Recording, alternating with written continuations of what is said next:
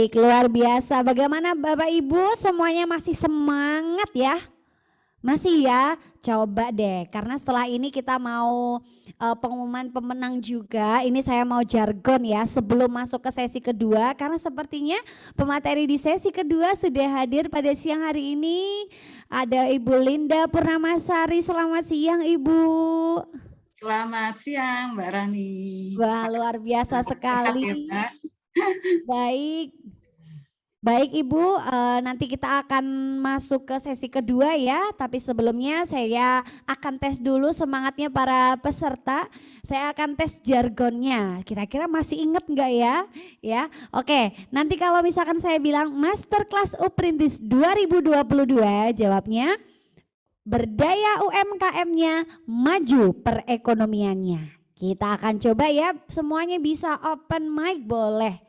Ya, supaya siang hari ini kita selalu semangat. Baik, silakan bisa open mic, open cam juga gitu. Baik, semuanya sudah siap ya? Oke, kita mulai. Masterclass Uprintis 2022, berdaya UMKM-nya maju perekonomiannya. Baik, tepuk tangan untuk kita semuanya.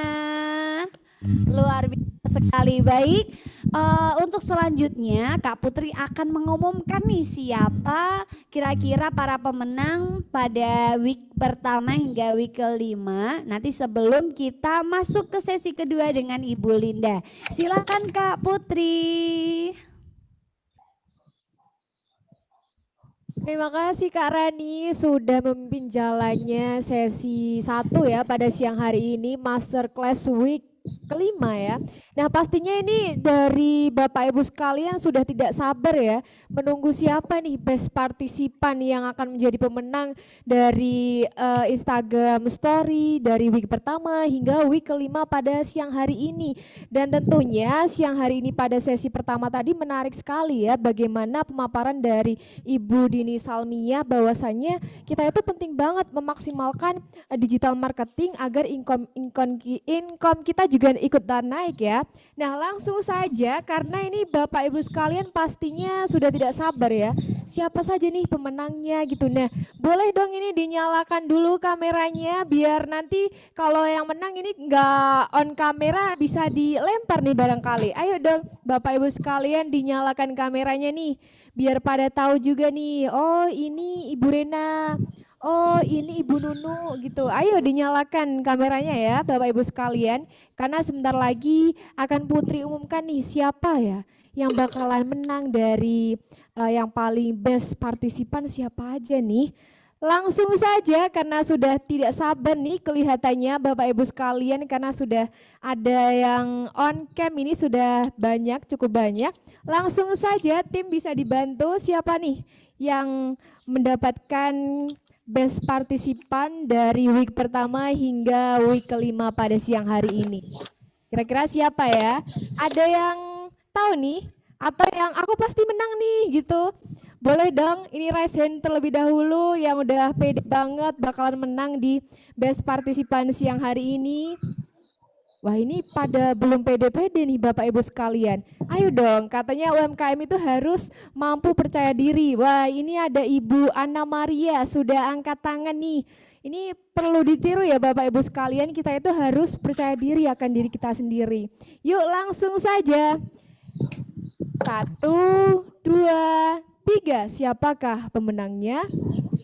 Langsung saja tim dinyalakan. Ini adalah 5 best partisipan Masterclass Series Uprintis Indonesia. Yang pertama ada Khoirul Abidatur Rohmah dengan Instagram Khoirul Abidatur Rohmah. Kemudian Cindy Alia, selamat. Kemudian ada Ahmad14, selamat sekali lagi.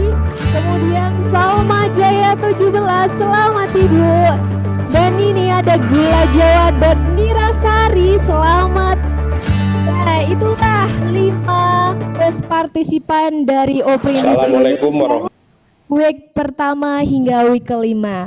Nah bagi para pemenang tadi bisa mengkonfirmasi kemenangannya untuk menghubungi admin ya yang sudah ada di grup ya, di grup masterclass ya. Dan juga bagi yang peserta dari Kabupaten Trenggalek yang menjadi best partisipan bisa langsung mengambil hadiahnya mulai hari ini di Rumah Perempuan Kabupaten Trenggalek, dan bagi yang luar kota bisa nanti dikirim ya, untuk ongkirnya ditanggung sendiri ya. Nah, ini pastinya sudah ingat ya tadi 5 pemenangnya. Langsung saja kita akan menyaksikan video Bapak Teten.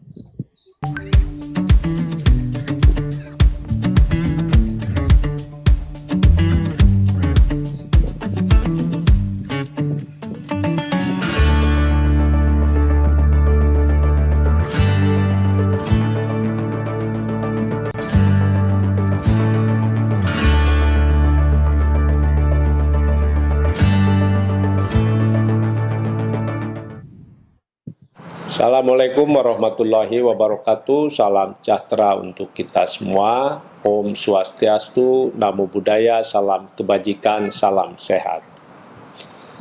Pada kesempatan yang berbahagia ini, saya menyapa para pelaku UMKM perempuan di seluruh Indonesia. Sebagaimana kita ketahui, UMKM sebagai pilar penopang ekonomi bangsa dengan menyumbang 61% PDB Indonesia, 64,5% diantaranya dikelola oleh perempuan. Ini menunjukkan peran strategis perempuan tangguh Indonesia sebagai tulang punggung perekonomian negara. Kementerian Koperasi dan UKM mendukung penuh seluruh inisiatif dan sinergi menumbuhkan wirausaha baru dalam upaya meningkatkan target 3,95% rasio kewirausahaan pada tahun 2024. Untuk itu dalam kesempatan ini pula saya ingin mengapresiasi serta menyambut baik program inkubasi UMKM perempuan oleh Uprintis Indonesia. Saya yakin melalui pendekatan komprehensif pada program ini, mulai dari inkubasi, edukasi oleh pakar hingga business matching, mampu menjawab berbagai tantangan yang dihadapi UMKM perempuan hari ini dan masa depan. Kepada seluruh peserta kegiatan, selamat mengikuti program inkubasi Uprintis Indonesia. Saya berharap agar Uprintis Indonesia senantiasa berinovasi agar para UMKM perempuan di Indonesia terus relevan dan adaptif dengan perkembangan teknologi. Berdaya UMKM perempuannya, maju perekonomiannya. Wassalamualaikum warahmatullahi wabarakatuh. Om Santi Santi Santi Om. Nah, kita sudah menyaksikan video dari Bapak Menteri UKM Indonesia, Bapak Teten. Nah, ini Putri mau cek dulu nih, pada semangat nggak ya atau pada lemes-lemes nih udahan karena mau menjelang sore hari. Untuk yang masih semangat bisa dong di-unmute suaranya, atau udah pada lemes semuanya nih? Semangat dong. Oh, ini Ibu Ana semangat sekali ya. Untuk Bapak Ibu sekalian, jangan lupa untuk menyalakan kameranya dan juga jangan lupa untuk meng-share keseruan pada masterclass yang hari ini dengan cara meng-postnya di Instagram Story Bapak Ibu sekalian. Nah, Putri mau tes dulu ya, ini karena pada lemes-lemes kelihatannya ya. Atau jangan lupa ya untuk makan siang terlebih dahulu sebelum kita menginjak ke sesi 2 masterclass pada week 5 hari ini. Nah, ini sudah ada Ibu Linda Purnamasari. Selamat siang Ibu. Selamat siang Mbak. Nah, ini sebelum menginjak ke sesi Ibu, Putri tes dulu ya Bu dari Bapak Ibu yang ada di ruang sidang ini dengan jargonnya Uprintis Indonesia. Kalau Putri bilang Masterclass Uprintis, berdaya UMKM-nya, maju perekonomiannya. Bisa diikuti ya Bapak Ibu sekalian. Bisa. Bisa dinyalakan kameranya dan juga di-unmute suaranya ya. 1, 2, 3. Masterclass Uprintis. Bergaya UMKM-nya, maju perekonomiannya. Satu kali lagi ya, biar pada semangat nih sebelum kita menginjak ke sesi 2 masterclass pada week kelima siang hari ini. Masterclass Uprintis, bergaya UMKM-nya, maju perekonomiannya. Baik, terima kasih untuk Bapak Ibu sekalian yang sudah menyuarakan kesemangatannya untuk mengikuti sesi masterclass yang sesi kedua siang hari ini. Baik, acara sesi kedua masterclass week kelima akan dipandu oleh Kak Rani. Untuk Kak Rani dipersilahkan. Baik, terima kasih Kak Putri yang sangat luar biasa pada siang hari ini. Baik Bapak Ibu sekalian yang sangat berbahagia pada siang hari ini, sekali lagi selamat ya untuk para pemenang yang nanti mendapatkan hampers cantik dari Mustika Ratu. Nah Bapak Ibu yang lain yang belum berkesempatan untuk mendapatkan hampers dari Mustika Ratu, jangan sampai nanti ketinggalan ya di sesi kedua ini ataupun sesi-sesi yang akan berjalan di minggu selanjutnya. Baik, pada siang hari ini, pada sesi kedua, kita akan membahas tentang finance for business. Nah, selain kita harus memperhatikan tentang bagaimana kita memaksimalkan income melalui digital marketing, sebagai seorang pengusaha, kita juga harus sangat memperhatikan tentang laporan keuangan kita. Karena kalau misalkan semuanya tidak tercatat dengan baik, maka kita tidak akan tahu bagaimana usaha ini akan berjalan dan berkelanjutan gitu ya. Nah, kita pada siang hari ini akan berdiskusi secara langsung dengan Ibu Linda Purnamasari. Kita akan berkenalan melalui kurikulum vitae beliau.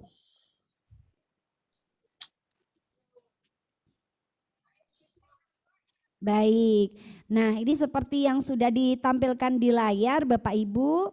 Bu Linda Purnamasari merupakan seorang dosen dari Universitas Hayam Wuruk Perbanas Surabaya.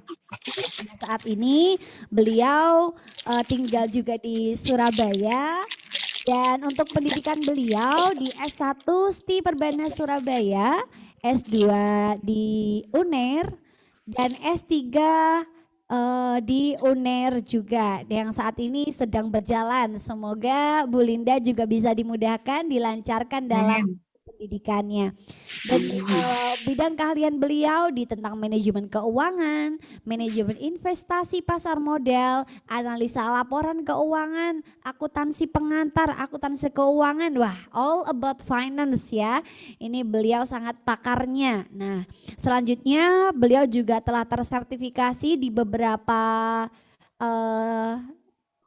sertifikat ini ya, ada 7 yang mungkin kalau misalkan saya bacakan satu persatu ini menggambarkan luar biasa sekali beliau pengalamannya ya, dan tentunya beliau juga sebagai trainer di beberapa pelatihan ya, pelatihan investasi pasar modal, pelatihan dasar-dasar perbankan, penyusunan laporan keuangan bagi UMKM, serta pelatihan analisa laporan keuangan. Nah tentunya sangat luar biasa sekali pengalaman dan jabatan beliau juga pada hari ini hingga hari ini. Baik, saya persilakan untuk Bu Linda untuk memulai sesi yang kedua pada siang hari ini. Kami persilakan Ibu. Baik, terima kasih Mbak Rani. Salam kenal Bapak Ibu semua ya, peserta inkubator untuk yang kelima, batch 2 ya Mbak Rani ya. Semoga Iya, Bapak Ibu semuanya sehat ya, walafiat dan masih enjoy ya untuk mengikuti pelatihan pada siang hari ini. Ya. Mungkin kalau misalkan nggak ada kopi ya silahkan self service Bapak Ibu ya, buat kopi sendiri atau mungkin ada cemilan-cemilan di sebelahnya ya supaya tidak mengantuk gitu ya. Iya Ibu. Baik, mungkin nanti agak sedikit santai saja Bapak Ibu sekalian. Di sini saya hanya mencoba untuk sharing saja karena saya kira mungkin Bapak Ibu di dalam menjalankan bisnis itu pun juga sudah ya paling tidak sudah memiliki yang namanya pembukuan ya ataukah laporan keuangan kalau istilahnya sekarang ya. Saya yakin Bapak Ibu semua pasti sudah punya gitu ya. Nah, akan tapi kali ini saya mencoba untuk mereview kembali atau merefresh kembali apa-apa yang sudah mungkin pernah Bapak Ibu dapatkan gitu ya. Saya mohon izin untuk share screen ya Mbak Rani ya. Iya, baik Ibu, siap. Akan kami siapkan. Baik, sudah Ibu. Oke, terima kasih Mbak Rani.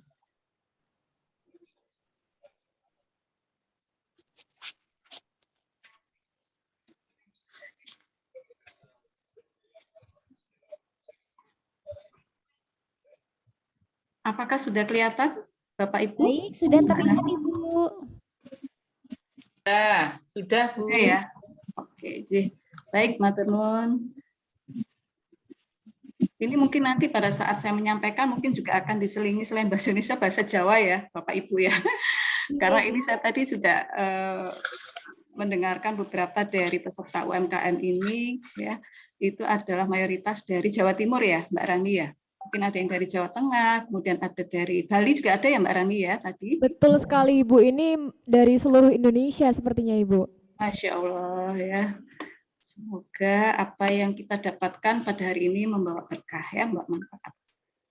Baik Bapak Ibu sekalian, ini saya manggilnya Bapak Ibu atau rekan-rekan aja ya? Bisa Bapak Ibu atau rekan-rekan dipersilahkan Ibu Linda. Iya, terima kasih ya. Baik, di sini saya akan mencoba sedikit sharing karena durasi waktunya saya diberikan waktu hanya 1 jam ya. Meskipun sebetulnya 1 jam itu masih dirasa nggak cukup ya. Karena nanti dalam proses ini sebetulnya alangkah baiknya juga ada kayak semacam proses pendampingan ya atau asistensi lah ya. Asistensi ketika para pelaku UKM itu agak kesulitan ya membuat beberapa laporan-laporan keuangan ya. Nah, sebelum kita masuk ke laporan keuangan ya, rekan-rekan, jadi kita harus paham betul ya bisnis atau usaha yang sedang kita jalankan saat ini ya. Nah, secara nggak langsung sebetulnya ada 3 jenis bisnis di Indonesia gitu ya. Apakah bisnis yang dijalankan Bapak Ibu itu sifatnya adalah jasa ya, usaha jasa? Pasti kalau bisnis yang dijalankan oleh Bapak Ibu itu adalah bergerak di bidang jasa, maka Bapak Ibu akan bersentuhan langsung dengan yang namanya layanan ya atau service yang diberikan kepada konsumen ataukah pelanggan kita ya. Jadi ketika itu yang kita kita berikan adalah sebuah layanan, maka kita harus bisa memberikan kepuasan ya kepada konsumen atau pelanggan kita ya. Yang kedua adalah usaha dagang ya. Ini mungkin banyak sekali yang sekarang itu memiliki usaha dagang ya, entah itu online ataukah punya dagang yang sifatnya offline, punya toko, punya store sendiri ya. Nah, kalau yang usaha dagang itu lebih banyak mereka memperjualbelikan barang dagangannya ya, baik itu secara langsung melalui konsumen ataukah melalui perantara. Nah, ada wujud atau barang yang diperjualbelikan ya. Misalkan tadi kalau nggak salah ada yang jual beli mengenai sandal atau apa tadi itu ya. Nah, kalau misalkan sandalnya itu hanya membeli langsung ke pemasok kemudian menjualnya kembali, maka itu bisnisnya adalah bisnis dagang ya. Tetapi kalau pada saat membuat sandal ada prosesnya ya, jadi proses sampai dengan menghasilkan sandal itu sendiri, maka sebenarnya bisnisnya dia itu adalah bersifat manufaktur ya atau industri. Nah, di mana kalau usahanya itu manufaktur atau industri, maka ini tidak terlepas dari yang namanya ada proses pengolahan ya, pengolahan dari bahan baku menjadi barang jadi ya, di mana nanti barang jadi ini dijual kepada konsumen ataukah ke pelanggan kita. Jadi bedanya kalau dengan usaha dagang ya, di sini adalah manufaktur itu ada proses produksinya. Nah, ini harus kita kenal dulu ya, harus kita pahami dulu ya, bisnis yang kita jalankan itu masuk tipe yang mana ya, jenis yang mana. Nah, Kemudian berikutnya Bapak Ibu, kalau kita sudah paham betul ya akan bisnis atau usaha yang kita jalankan, maka perlu yang adanya laporan keuangan ya.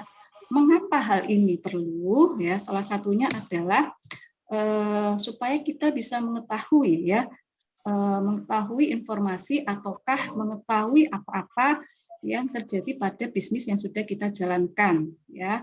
Khususnya terutama adalah bagaimana posisi keuangan kita ya, terutama uang kas ya, kemudian kinerja keuangan kita semakin membaik ataukah semakin memburuk ya, apakah kita perlu ekspansi atau tidak ya, itu perlu juga dilakukan yang namanya untuk melihat kinerja keuangan ya. Dan tidak terlepas pula ini kita kalau buat laporan keuangan bisa mengetahui perubahan ya modal kita di masa lalu ya, untuk melihat apakah modal kita berkembang atau enggak. Ya. Kemudian yang kedua adalah kalau kita punya laporan keuangan itu adalah bisa dijadikan sebagai salah satu pertimbangan ya, sebagai bahan pertimbangan di dalam hal pengambilan keputusan keuangan. Nah, kalau kita bicara masalah keputusan keuangan ya Bapak Ibu, itu ada 3 ya, menyangkut 3 hal. Jadi keputusan keuangan dalam hal operasional, kemudian keputusan keuangan mengenai investasi, dan keputusan mengenai pendanaannya. Mengenai keputusan operasional itu adalah melihat apakah posisi penjualan kita saat ini itu cenderung meningkat ataukah menurun ya. Kemudian kok kenapa laba kita itu kecenderungannya pada periode ini itu menurun ya, itu bisa dilihat dari sisi operasionalnya. Kemudian kalau dari sisi investasi itu kita bisa mengetahui ya, bisa mengambil keputusan apakah ya bisnis kita itu perlu dikembangkan atau perlu melakukan ekspansi ya, katakanlah misalkan kita mau buka cabang baru ya di tempat lain ya, perlu atau tidak. Ataukah kalau kita mau produksi ya, produksi itu apakah perlu sih saat ini itu menambah mesin ya, atau perlu nggak sih kita menambah peralatan baru ya. Ya, dengan melihat keuangan kita. Ya. Nah, kalau misalkan ada rencana untuk mengembangkan bisnis atau ekspansi, pasti pertanyaan berikutnya adalah dari mana sumber dana yang akan kita gunakan, ya, pendanaannya. Jadi kalau kita bicara masalah pendanaan, itu berarti kita melihat ya, apakah bisnis kita itu nantinya akan didanai sepenuhnya pakai pinjaman ya atau utang, ataukah kita mencari investor yang baru ya, untuk apa? Untuk mau menanamkan modalnya ke perusahaan kita ya. Jadi ini adalah 3 keputusan keuangan yang harus kita bisa pilah-pilah. Nah, kemudian yang ketiga adalah kalau kita punya laporan keuangan, kita bisa mengetahui cash flow ya, perubahan kas kita. Ya, tampaknya kita penjualannya naik terus, tapi atau untung terus ya katakanlah, tapi kita nggak pernah memegang uang kas ya, kemana uang kas kita ya? Nah itu apa namanya, distribusi daripada uang kas kita perlu dicatat ya, distribusinya untuk apa saja sih ya selama ini yang sudah kita keluarkan itu, apakah untuk memang betul-betul membiayai bisnis ataukah untuk kepentingan pribadi. Nah itu nanti akan kita bisa ketahui ya.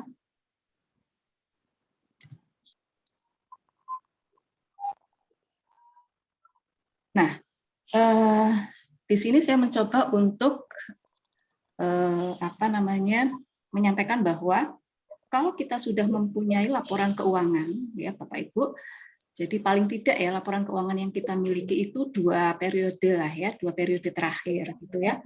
Maka itu kita bisa kalau toh mau membutuhkan dana untuk pengembangan usaha kita bisa ajukan ya, kita bisa ajukan ke lembaga keuangan ya. Tentu saja lembaga keuangan ini bisa bank atau lembaga keuangan yang lain. Nah, biasanya kalau kita mengajukan kredit atau pinjaman ya ke bank atau ke apa namanya, ke lembaga keuangan yang lain, itu pasti yang diminta adalah report ya. Ya, perkembangan dari keuangan Bapak Ibu ya selama memiliki bisnis itu ya, apakah cenderung menguntungkan ataukah tidak ya. Kenapa? karena nanti itu akan dinilai sebagai salah satu poin ya bagi pihak bank atau kreditur untuk menentukan apakah Bapak Ibu layak atau tidak dibiayai ya atau dipinjami. Biaya pakai kredit apakah tidak. Nah, itu dengan melihat kemampuan-kemampuan dari cash flow maupun peningkatan dari laba yang diperoleh oleh Bapak Ibu. Ya. Jadi kalau kita sudah memiliki laporan keuangan itu enak. Jadi kalau misalkan nanti butuh dana itu kita bisa mengajukan pendanaan ke pihak luar, ya.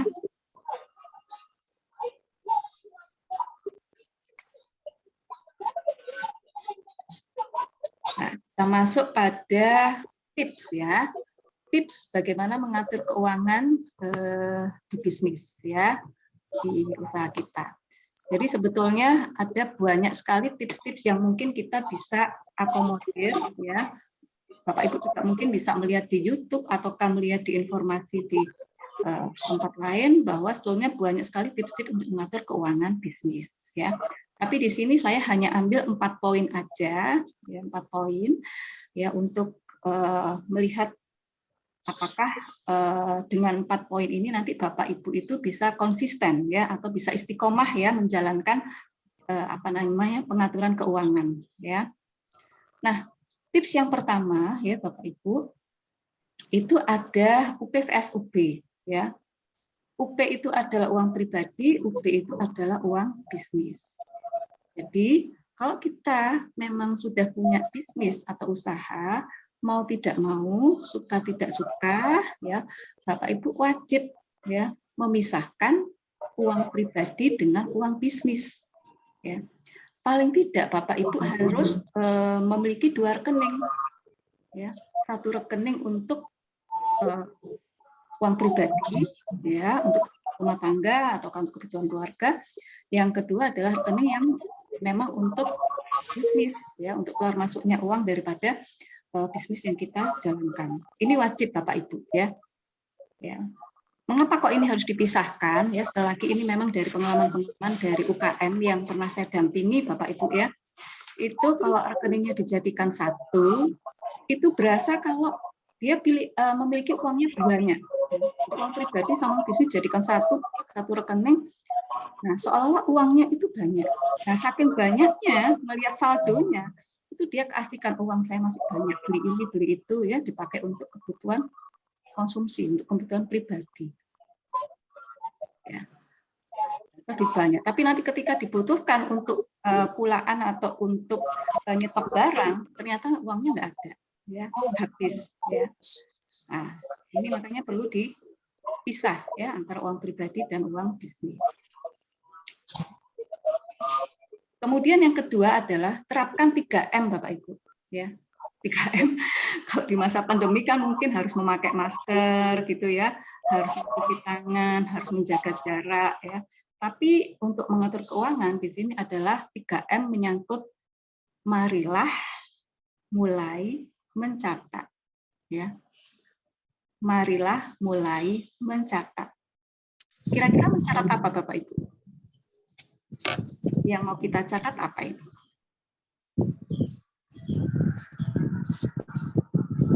Ya, tentu saja yang kita catat itu adalah transaksi-transaksi ya, yang terkait dengan bisnis kita, ya, yang menyangkut keluar masuknya uang, ya, di mana uang yang kita keluarkan ataukah yang kita terima itu ada kaitannya dengan bisnis, ya. Katakanlah nih kalau tadi ya saya perhatikan kita memperoleh uang dari hasil penjualan barang ya, entah itu penjualannya secara tunai ataukah secara kredit ya, itu wajib ya kita catat ya setiap harinya. Begitu juga ketika kita mengeluarkan uang ya, mengeluarkan misalkan untuk ya katakanlah untuk membeli mesin ya ataukah untuk membeli peralatan ya. Tapi ingat mesin dan peralatan itu adalah yang betul-betul dipakai untuk bisnis. Ya, itu kita harus catat. Ya, entah itu beli peralatannya pakai uang cash ataukah kita belinya pakai nyicil ya, pakai angsuran, itu juga harus dicatat Bapak Ibu. Ya. Jadi itu tadi, marilah ya mulai sekarang mencatat ya, meskipun agak sedikit ribet ya. Kalau dulu memang mencatatnya prosesnya pakai buku ya, ada yang namanya buku besar ya. Bukan berarti bukunya itu besar sekali, tidak, tapi mungkin kita perlu mencatatnya dalam pembukuan gitu ya, buku. Tapi kalau sekarang kan mungkin banyak sekali software-software atau aplikasi-aplikasi daripada proses pencatatan bisnis yang tersedia ya. Bapak Ibu bisa menggunakan saya mohon maaf, saya tidak akan menyebutkan ini ya, aplikasi apa yang akan digunakan, itu terserah dari Bapak Ibu ya. Cuman ingat, kalau kita menggunakan aplikasi atau software yang free atau yang gratis ya Bapak Ibu, hati-hati, kemungkinan nanti ada data-data bis kita itu yang mohon maaf agak disalahgunakan ya. Nah, alangkah baiknya kalau kita menggunakan pencatatan menggunakan aplikasi sendiri. Gitu ya. Nah, kemudian tips yang ketiga, nah setelah kalau kita rutin ya konsisten istiqomah melakukan pencatatan atas transaksi bisnis kita, maka mau nggak mau kita harus membuat atau menyusun laporan keuangan. Ya. Nah, kalau kita bicara laporan keuangan, pasti banyak ini yang harus dipersiapkan. Enggak juga sih Bapak Ibu ya. Jadi minimal kalau kita sebagai pelaku UKM itu ya paling tidak kita memiliki ini aja deh, laporan laba rugi lah ya. Ya wajib ini ya. Kenapa? Karena supaya kita mengetahui ya, apakah bisnis kita yang sudah kita jalankan bertahun-tahun ini mengalami laba ya, untung, profit ataukah rugi. Ya, kadang kita enggak melihat bahwa tampaknya sih kita penjualannya naik terus ya, tapi kenapa kok selalu rugi? Atau mengapa kok laba kita ya selalu menurun? Ya, pasti ada sesuatu. Nah, ingat Bapak Ibu ya, jadi kalau kita ingin melihat laba atau rugi, itu jangan hanya melihat sales atau penjualan saja, tapi kita juga harus membandingkan dengan pengorbanan ya atau biaya-biaya yang sudah kita keluarkan ya selama melakukan atau menjalankan bisnis ini ya. Misalkan kita telah membayar beban atau gaji karyawan ya, kemudian membayar apa namanya biaya-biaya transportasi atau pengiriman ya. Kemudian kalau misalkan kita menggunakan jasa periklanan atau advertising ya kita harus membayar atau mengeluarkan uang ya untuk membayar jasa advertising. Nah, itu juga akan mempengaruhi daripada laba rugi. Ya.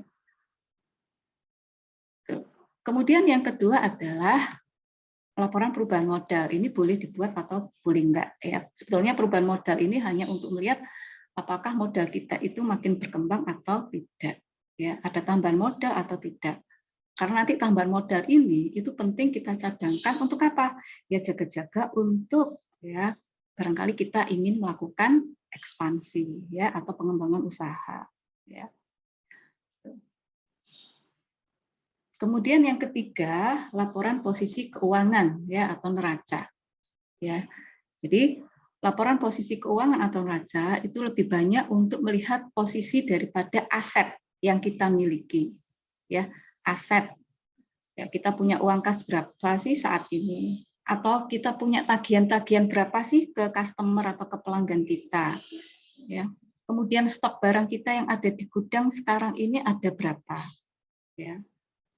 Kemudian kita punya aset tetap ya berupa mesin atau peralatan atau kendaraan. Kalau misalkan bisnisnya untuk ekspedisi atau pengiriman barang, kita punya kendaraan, itu pun juga merupakan aset. Ya.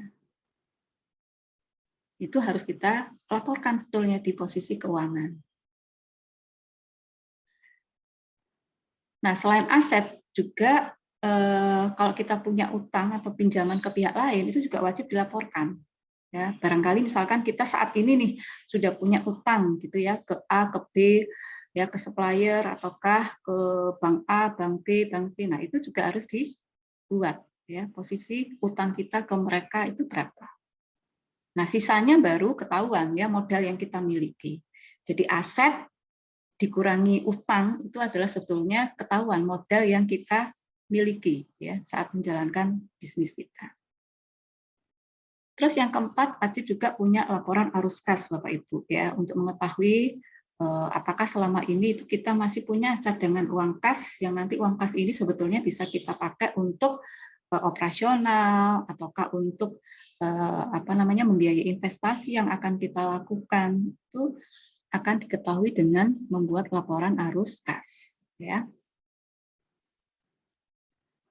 Nah, berikutnya Bapak Ibu, kalau kita sudah punya laporan keuangan, kalau kita sudah punya nih ya, apa yang harus kita lakukan? Yang keempat adalah melakukan evaluasi, ya, mereview atau mengevaluasi daripada laporan kondisi keuangan, ya, kondisi keuangan dari bisnis yang sudah berjalan. Ya. Evaluasi itu seperti apa sih? Ya macam-macam Bapak Ibu ya. Mungkin Bapak Ibu bisa mengevaluasi dari sisi tadi ya, penjualannya misalkan ya. Mengapa sih penjualan untuk produk A ini cenderung turun sedangkan untuk penjualan produk B cenderung naik? Ya, itu perlu dilakukan evaluasi. Ya, sehingga nanti bisa ditetapkan kira-kira strategi apa yang bagus ya untuk meningkatkan penjualan produk kita.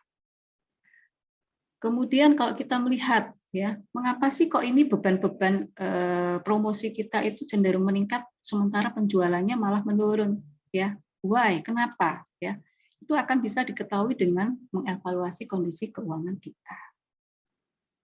Ya, dari mana? Dari sini laporan keuangan yang sudah Bapak Ibu buat, ya, yang sudah Bapak Ibu susun. Jadi tipsnya adalah yang pertama, pisahkan ya uang pribadi dengan uang bisnis. Yang kedua, ya, mulailah ya mencatat ya transaksi harian Bapak Ibu. Entah itu harian, mingguan, ataukah bulanan. Kalau saya bisa menyarankan, ya sebaiknya dicatat secara harian, ya supaya nggak ketelisut. Ya. Nah, yang ketiga baru kita buat laporan keuangannya, ya laba ruginya, posisi keuangan, perubahan modal maupun kasnya. Ya.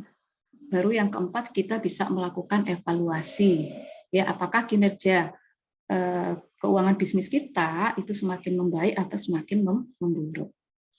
Oke.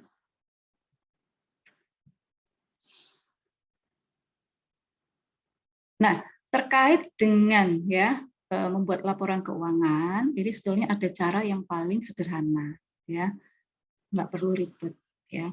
Tapi cara ini mau nggak mau harus kita lakukan, ya. Ada 5 langkah. Yang pertama adalah Bapak Ibu melakukan checklist, ya. Jadi kalau misalkan, waduh, saya sekarang bisnisnya sudah berjalan, tapi saya sama sekali masih belum punya yang namanya laporan keuangan, nggak apa, ya. Yang penting Bapak Ibu punya checklistnya dulu, ya tadi itu posisi uang kas Bapak Ibu saat ini yang ada itu berapa, kemudian aset-aset dari Bapak Ibu yang dimiliki, katakanlah misalkan Bapak Ibu punya tagihan ke customer, ya, kemudian persediaan yang masih ada di gudang itu sekarang ada berapa, ya itu di checklist.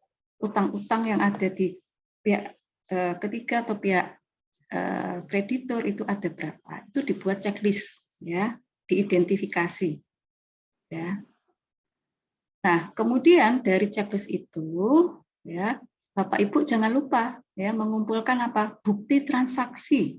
Nah, ini penting Bapak Ibu. Kalau di dalam akuntansi itu bukti transaksi adalah bukti yang paling objektif. Ya. Jangan sampai terjadi seperti ini. Saya sudah membeli katakanlah laptop, di mana laptop itu adalah untuk bisnis online saya, misalkan gitu ya. Tapi ketika Bapak Ibu beli laptop, ya nggak ada bukti pembelian laptopnya, katakanlah hilang atau ketelisut. Ya. Nah, nanti dari mana kita bisa membuktikan kalau Bapak Ibu itu sudah melakukan pembelian terhadap laptop? Kalau tidak dari nota pembelian, ya atau dari bukti transaksi pembelian Bapak Ibu, gitu ya. Jadi kalau dalam akuntansi itu tidak wajib ya, maksud saya wajib memiliki yang namanya bukti transaksi. Ya, nota-nota, nota pembelian, nota penjualan, faktur-faktur atau invoice ya, itu wajib ada, ya. Terus yang ketiga adalah setelah kita kumpulkan ya, Bapak Ibu membentuk yang namanya perkiraan atau akun, ya. Tadi yang saya sampaikan, kalau di dalam penjualan atau di laporan laba rugi itu ada akun penjualan, ya. Kemudian ada biaya-biaya, ya. Jadi kita bentuk atau kita buat sendiri, ya. Ada akun aset, ada akun kas, ya, ada akun utang, ya, banyak, ya. Ada akun apa saja, nanti Bapak Ibu bisa men-trace atau bisa browsing gitu ya, cari di website ataukah cari di mana literatur ya, kira-kira akun-akun apa saja yang terkait dengan bisnis Bapak Ibu ya. Nah, yang keempat adalah membuat jurnal atau catatan tadi ya, pembukuan ya. Nanti kita akan bahas di slide berikutnya ya. Barulah kalau kita sudah mencatat atau membuat pembukuan, baru kita bisa menyusun yang namanya laporan keuangan tadi. Ya.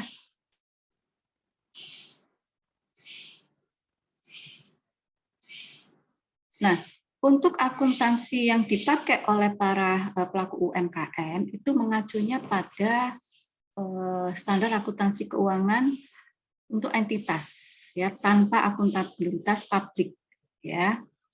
Jadi menggunakan SAK etap ya, bukan SAK yang untuk perusahaan-perusahaan yang publikasi. Ya, kita menggunakan perusahaan yang non publik. Di mana di sini kalau kita menggunakan standar akuntansi keuangan ini itu relatif sederhana akun-akunnya. Dan ini bisa diterapkan oleh para pelaku UMKM.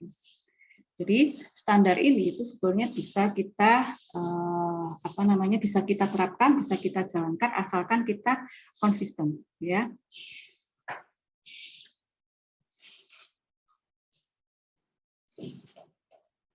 Oke.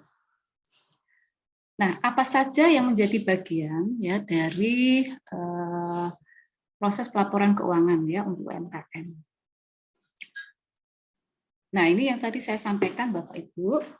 Jadi kalau untuk UMKM ya wajib paling tidak mempunyai laporan keuangan yang relatif sederhana. Nanti ada contoh-contohnya ya Bapak Ibu. Laporan yang pertama itu yang harus Bapak Ibu buat adalah laporan laba rugi. Nah, apa itu laporan laba rugi?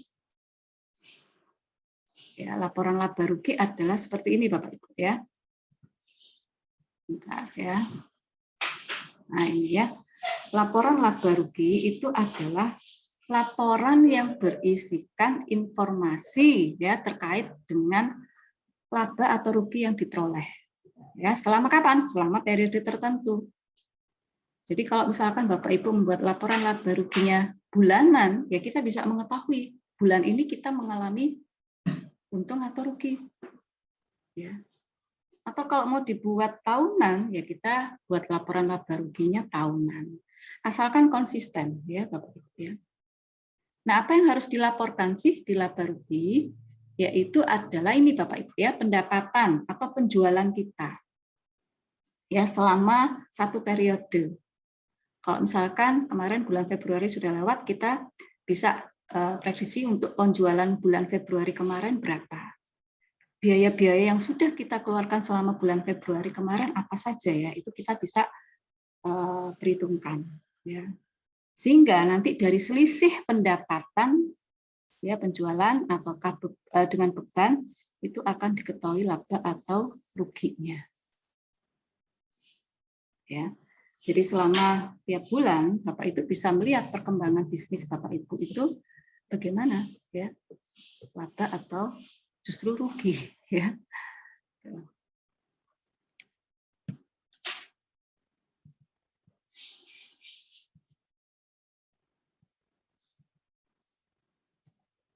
Nah, ini saya ambilkan salah satu contoh saja ya pembuatan laporan laba rugi yang relatif sederhana. Jadi kalau kita misalkan nih punya bisnis usahanya jasa ya, jasa konsultan ataukah jasa ekspedisi pengiriman barang, ya kita sampaikan atau kita hitung ya pendapatan jasa atau dari pengiriman itu berapa ya yang kita peroleh. Ya. Kemudian ada pendapatan yang di luar operasional, misalkan ya, entah itu pendapatan bunga, ya, ataukah pendapatan sewa, ya, itu kita bisa sebutkan atau bisa kita laporkan juga ya totalnya berapa. Nah, selain pendapatan-pendapatan, juga jangan lupa di laba rugi itu harus memperhitungkan yang namanya beban-beban usaha, ya, beban-beban operasional, ya, yang kaitannya dengan bisnis kita, ya. Katakanlah misalkan kita membayar gaji karyawan, ya, untuk bulan kemarin berapa, ya. Listrik dan air yang kita keluarkan kemarin berapa, ya. Kelengkapan, penyusutan dan lain-lain. Sehingga nanti dari sini kita bisa mengetahui, ya, bisnis kita itu rugi atau untung, ya, selisihnya. Kalau pendapatan atau penjualannya lebih tinggi dari jumlah beban, berarti Bapak Ibu mengalami laba, ya, mengalami untung. Tapi kalau penjualannya lebih kecil dari biaya yang telah dikeluarkan, maka ya rugi, ya. Simple ya Bapak Ibu ya. Jadi kita hanya melakukan pembandingan antara berapa yang kita hasilkan dari penjualan, berapa yang kita keluarkan untuk membayar biaya-biaya.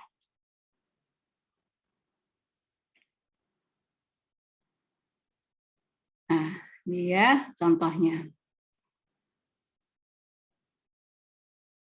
Nah, Bapak Ibu, laporan laba rugi untuk yang bisnisnya adalah jasa itu agak berbeda tampilannya ya atau pelaporannya itu dengan usaha dagang. Dan juga akan berbeda dengan usaha manufaktur. Ya. Nah, kalau bisnisnya Bapak Ibu itu adalah dagang ataukah manufaktur, maka di dalam laporan laba rugi, Bapak Ibu itu wajib melaporkan berapa harga pokok penjualan barang. Ya. Kalau bisnisnya jasa nggak ada. Ya. Tapi kalau bisnisnya Bapak Ibu itu adalah usahanya dagang ataukah manufaktur, itu wajib juga menghitung yang namanya harga pokok penjualan barang. Kalau manufaktur berarti harus menghitung harga pokok produksi. Ya. Nanti Bapak Ibu bisa searching lewat YouTube bagaimana cara menghitung harga pokok penjualan, harga pokok produksi gitu ya. Kalau misalkan dirasa penjelasan saya relatif singkat, ya. Nah, selain laporan laba rugi, Bapak Ibu, yang kedua adalah perlu ya melaporkan yang namanya posisi keuangan dari bisnis kita. Ya. Posisi keuangan. Apa saja sih yang ada di posisi keuangan? Tadi juga sudah saya sampaikan ya bahwa di sini ada yang namanya harta, ya. Harta itu kalau di dalam akuntansi adalah namanya aktiva atau aset. Ya, tadi di checklist ya, diidentifikasi. Kita punya aset apa saja, ya, perabotan-perabotan apa saja yang mendukung ya, mendukung kegiatan operasional usaha kita. Ya, diidentifikasi. Sekaligus kewajiban atau utang kalau ada ya Bapak Ibu ya. Kalau nggak ada ya nggak usah. Ya, kita kalau nggak punya utang ya nggak usah di checklist. Tapi kalau kita punya utang ke pemasok, ke supplier, atau kita punya utang ke bank, ya wajib itu juga harus dicatat, ya. Untuk mengetahui apakah sebetulnya kita itu kaya apa enggak, ya. Jangan-jangan nanti utangnya itu melebihi dari asetnya, ya. Jangan-jangan seperti itu. Sehingga nanti apa, modal kita minus. Iya kan? Kalau utang kita lebih tinggi dari aset, itu berarti apa? Modal kita minus, ya. Ya, jadi kalau di dalam akuntansi itu istilahnya posisi keuangan ini adalah kalau kita buat persamaannya ya Bapak Ibu ya, itu adalah aset Bapak Ibu, aset usaha ya, bisnis tidak termasuk rumah pribadi, itu adalah dari utang ya ditambah modal ya atau ekuitas. Ya. Jadi kalau misalkan Bapak Ibu aset bisnisnya itu katakanlah totalnya ada 100 juta, misalkan ya, 100 juta.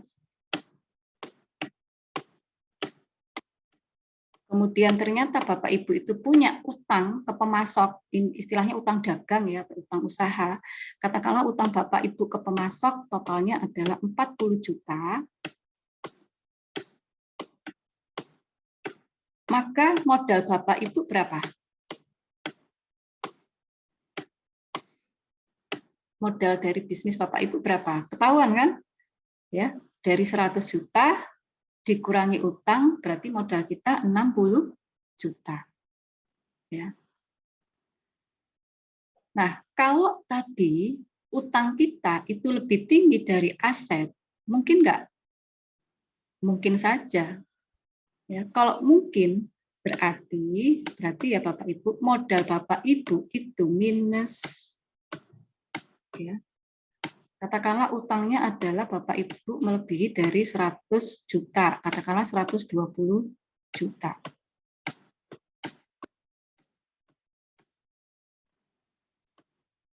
Berarti nggak sadar bahwa Bapak Ibu minus modalnya, yaitu sebesar 20 juta. Nah, tadi yang saya katakan bahwa hati-hati ketika, ya katakanlah kalau rekening bisnis kita itu kita jadikan satu dengan rekening pribadi. Secara nggak sadar nanti akan kelihatan seperti ini. Ya, tampaknya di rekening kita masih banyak uangnya, tapi ternyata begitu kita butuhkan ternyata minus. Ya, minus. Oke ya. Jadi ini juga wajib Bapak Ibu memiliki yang namanya laporan posisi keuangan. Nah, posisi keuangan itu paling tidak bentuknya adalah, ya ini saya ambil contoh, saya ambilkan di website ya Bapak Ibu. Ya paling enggak nanti posisi keuangan itu dibuat kiri kanan ya tabelnya. Jadi yang sebelah kiri ini menyangkut harta. Harta itu ada tadi aset apa aja, ya di sini ada kas, piutang. Piutang itu tagihan ya Bapak Ibu ya. Ada perlengkapan. Kalau misalkan tadi bisnisnya itu dagang atau manufaktur, berarti nanti di sini Bapak Ibu punya aset berupa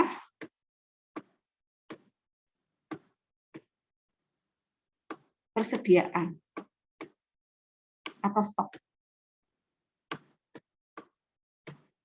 Ya, persediaan barang. Persediaan ini adalah persediaan atas barang yang kita perjualbelikan. Kalau bisnisnya manufaktur, berarti persediaan di sini tidak hanya yang diperjualbelikan, tapi juga ada persediaan bahan baku, ya, bahan baku atau bahan mentah. Itu juga merupakan aset.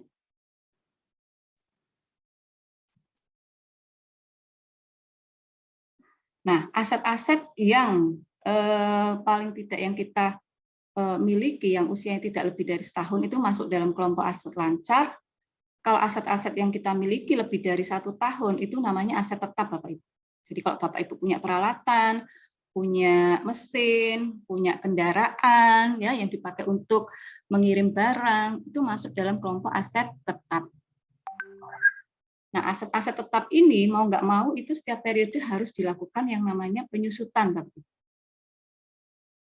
Ya, penyusutan itu semacam pengalokasian daripada aset yang sudah kita pakai, karena kan nilainya makin lama nilai ekonomisnya akan berkurang. Ya, mengapa berkurang? Ya karena kita pakai, ya kita pakai untuk menjalankan bisnis kita, ya. Kemudian yang di sebelah kanan ini ada hutang, ya, hutang atau disebut kewajiban atau liabilitas, ya. Hutang itu juga ada sebetulnya hutang yang jangka pendek atau hutang lancar dan ada hutang jangka panjang, Bapak Ibu, ya. Jadi kalau Bapak Ibu punya utang-utang yang jatuh temponya tidak lebih dari 1 tahun, itu masuk dalam kelompok utang lancar atau utang jangka pendek, Bapak Ibu, ya. Tapi kalau misalkan Bapak Ibu punya utang yang jatuh temponya lebih dari 1 tahun, ya mungkin ada yang jangka waktunya lebih dari 5 tahun, 10 tahun, itu masuk nanti dalam kelompok utang jangka panjang. Nah, itu juga wajib di sini dimasukkan. Ya. Baru kemudian modal, ya modal yang kita miliki ada berapa, ya? Itu adalah selisih dari aktiva dikurangi dengan kewajiban. Oke.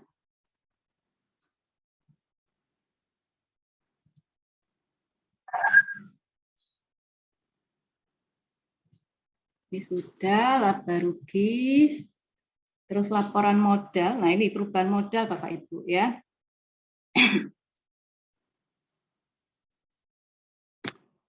Nah, laporan perubahan modal itu sebetulnya juga sifatnya wajib ya.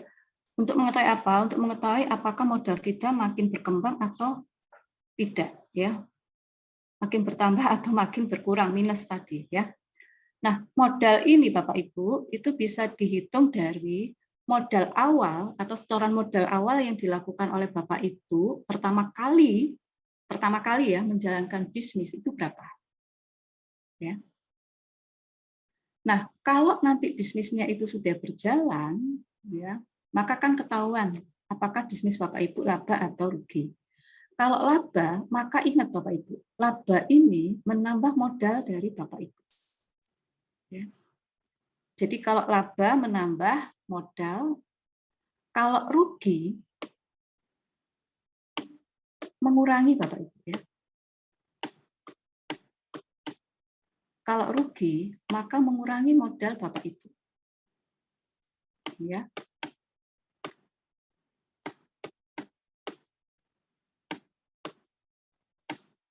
Nah, mengurangi. Jadi kalau laba menambah, kalau rugi itu akan mengurangi modal awal dari Bapak Ibu. Ya. Nah, kemudian di dalam perubahan modal itu ada yang disebut dengan prive atau prive Bapak Ibu. Prive atau prive ini adalah semacam penarikan uang yang kita ngambil uang bisnis kita ya, kita ngambil uang, padahal itu uang dari bisnis kita pakai untuk keperluan pribadi kita. Malah nggak masalah lah, ini kan bisnis saya sendiri, saya ngambil uang untuk keperluan pribadi saya kan nggak masalah, nggak apa-apa. Tetapi ya meskipun itu ngambil uang untuk keperluan pribadi, wajib harus dilaporkan Bapak Ibu. Ya, itu yang disebut dengan prive. Jadi prive ini adalah semacam penarikan uang perusahaan atau Bapak Ibu ngambil uang bisnis yang dipakai untuk keperluan atau kepentingan pribadi Bapak Ibu. Ini namanya penarikan pribadi. Jangan sampai terjadi, meskipun ini bisnisnya milik Bapak Ibu sendiri, ngambil uang usaha, nggak dicatat. Ya. Ini yang paling banyak ya terjadi di UKM. Ya. Karena itu sifatnya kan karena itu bisnisnya adalah miliknya sendiri, dia ngambil uang untuk kepentingan dirinya sendiri tanpa dilakukan pencatatan. Itu tadi, sehingga tidak diketahui bahwa oh ternyata modalnya kok bisa minus. Ya karena ini tadi diambil nggak kerasa tanpa ada pencatatan. Jadi boleh diambil asalkan dicatat. Ya. Dan mohon maaf Bapak Ibu, kalau misalkan Bapak Ibu itu bekerja atau bekerja di tempat lain, terus Bapak Ibu diberikan wewenang sebagai pengelola keuangan, terus ngambil uang untuk keperluan pribadi, itu nggak boleh Bapak Ibu ya. Itu namanya korupsi, ya itu nggak boleh. Yang dimaksud prive atau penarikan pribadi di sini adalah kalau kita mengambil uang perusahaan di mana perusahaan itu milik kita sendiri, ya. Boleh, tapi asalkan dicatat. Gitu deh.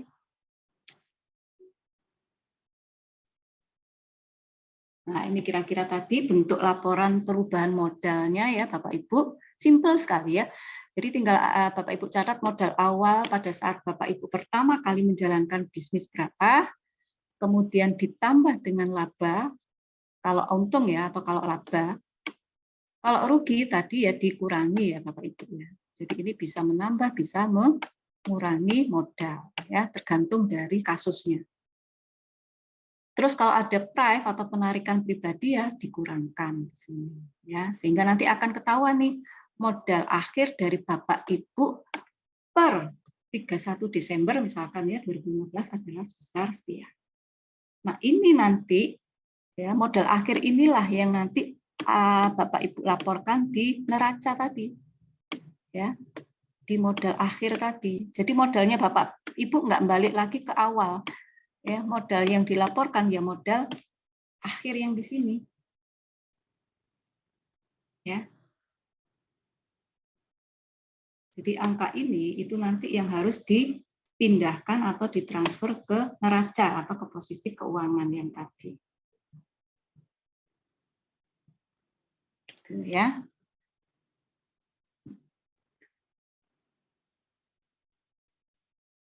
Terus yang keempat, laporan arus kas Bapak Ibu. Nah, laporan arus kas ini nanti ya yang kita siapkan itu ya simpel aja lah. Mungkin kalau sekarang kan banyak sekali ya dijual buku-buku kas gitu ya. Ada kas masuk, kas keluar kan gitu ya. Jadi kalau kita beli buku kas itu kan ada pencatatan tanggal, keterangan, kemudian ada masuk, ada keluar, kemudian saldo ya. Kita punya itu aja sudah bagus ya. Nggak apa-apa Bapak Ibu. Ya. Itu sangat membantu ya untuk melihat apa namanya mutasi arus kas kita, ya mutasi uang kas kita.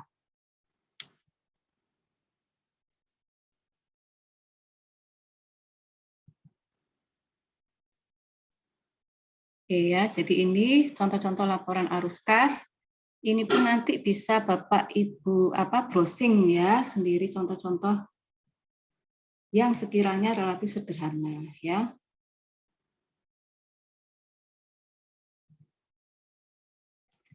Kalau di perusahaan itu biasanya gini Bapak Ibu. Untuk laporan arus kas itu dipisah.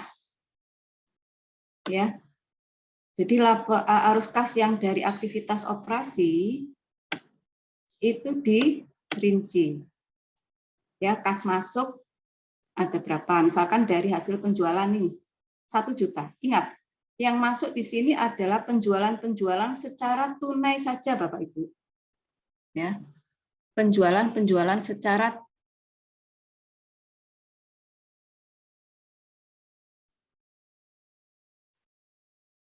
karena ada kaitannya dengan uang kas masuk. Kemudian untuk yang arus kas keluar ini untuk membayar biaya-biaya utang atau membayar gaji yang secara tunai juga ya dimasukkan sehingga nanti ketahuan aktivitas operasi kita itu minus ataukah plus ya, surplus ataukah defisit. Ya, itu dari operasi. Nah, sedangkan arus kas yang dari investasi itu wajib juga. Ya, misalkan tadi untuk beli mesin, beli peralatan, ya, di mana mesin atau peralatan ini dipakai untuk bisnis kita ya Bapak Ibu ya. Kalau mesin misalkan untuk produksi atau segala macam, atau beli kendaraan, motor, ya, sepeda motor misalkan. Tapi sepeda motornya bukan untuk keperluan pribadi, tapi untuk pengiriman barang misalkan ya. Itu masukkan di sini ya, investasi.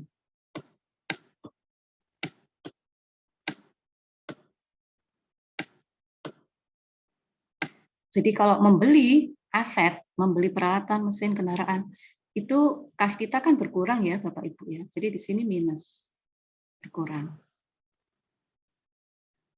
Kalau kita menjual aset, ya berarti kas kita bertambah, ya itu aja, ya bertambah atau berkurang.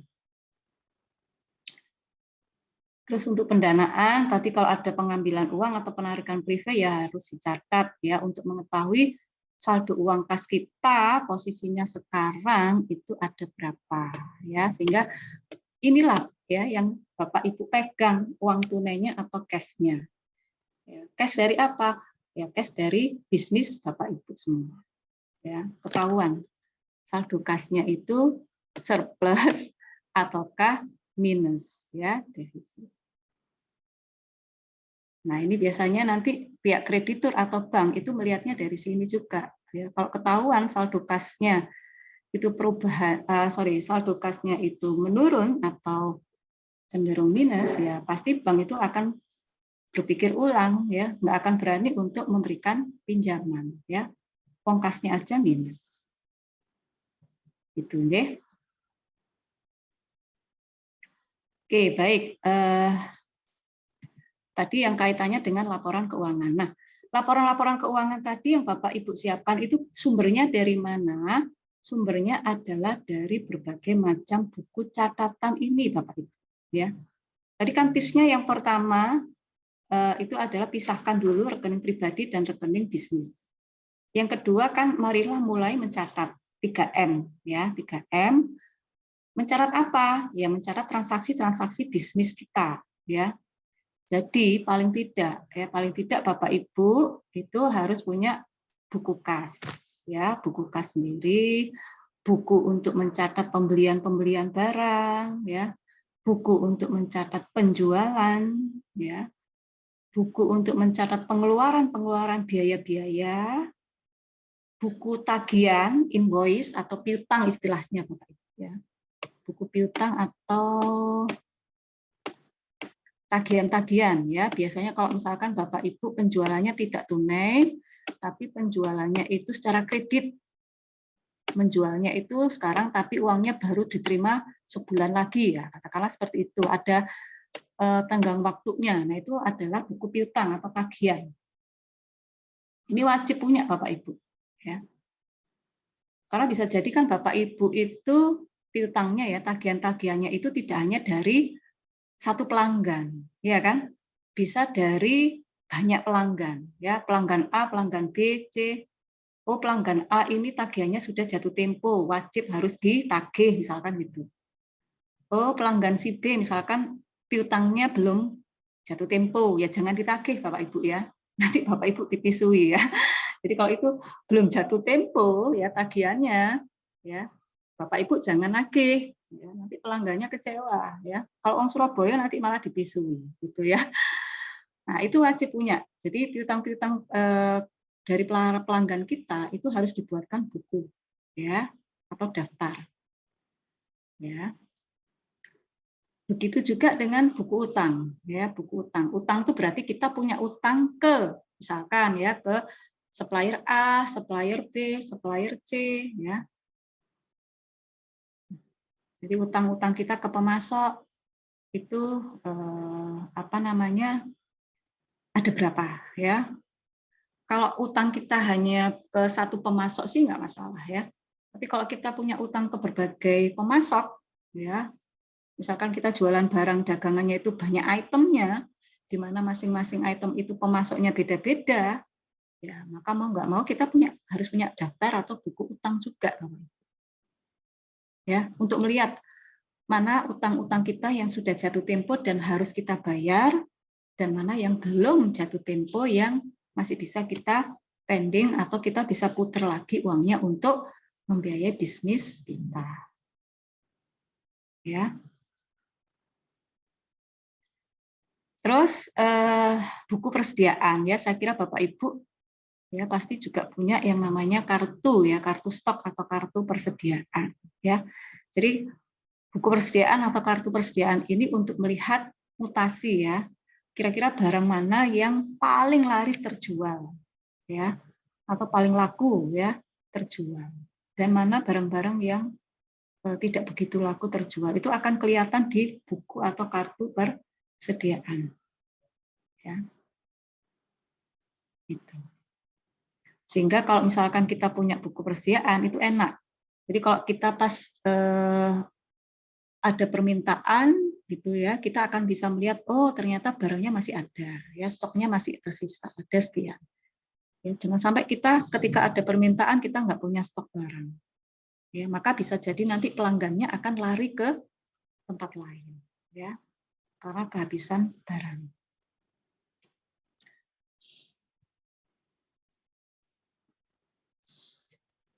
Nah, ini Bapak Ibu tadi buku-buku yang dilibatkan ya saat transaksi bisnis. Kalau misalkan transaksi penjualan barang itu paling tidak harus punya buku-buku ini ya. Tadi sudah saya sampaikan.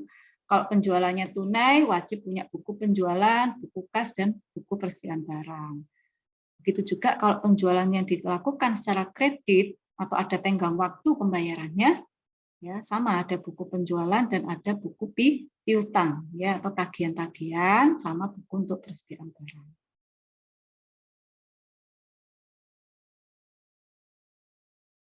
Ini untuk buku-buku yang dilibatkan saat transaksi pembelian ya sama tunai dan kredit. Nah, berikutnya adalah buku-buku kas. Contoh-contohnya nanti bisa dilihat ya. Kalau tadi kan saya sampaikan sekarang banyak sekali dijual di toko-toko buku ya, atau mungkin Bapak Ibu bisa menggunakan Excel ya untuk bantuan pencatatan keluar masuknya uang ya. Pakai aja seperti ini Bapak Ibu ya, kolom-kolomnya. Ya. Tanggal itu wajib Bapak Ibu ya, tanggal ini mencatat keseharian transaksi yang terjadi ya. Katakanlah bulan Maret misalkan ya, tanggal transaksinya tanggal berapa aja. Keterangan ya, misalkan di sini ada saldo awal masuk ya, saldonya 2,5 juta ya. Untuk beli bahan baku, maka di sini kalau beli maka ada arus kas yang keluar ya. Berkurang saldonya ya karena dipakai untuk membeli bahan. Ya.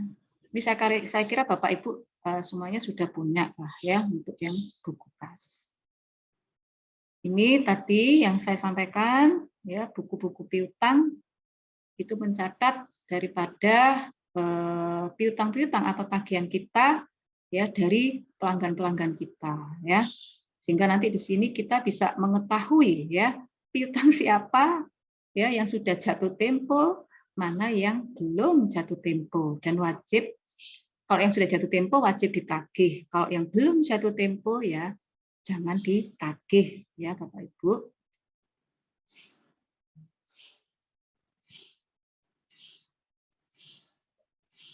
Terus ini buku utang ya hampir sama.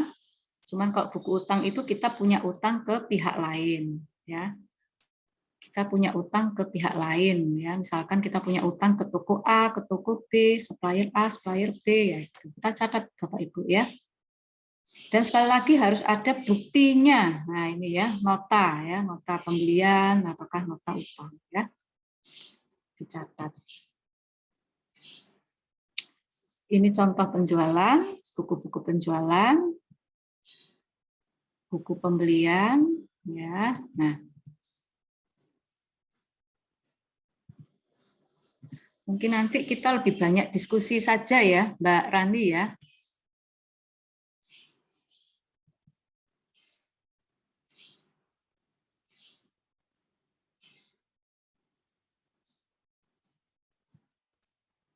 Oke, baik.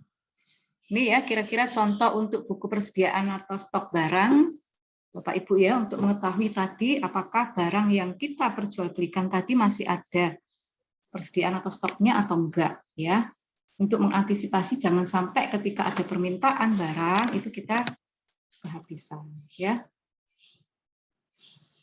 Oke, baik. Dari apa yang saya sampaikan tadi, kesimpulannya adalah ya ini saatnya mungkin Bapak Ibu mulai bergerak, jangan sampai menunda-nunda ya untuk pembuatan laporan keuangan karena ini adalah kepentingannya untuk usaha kita sendiri ya.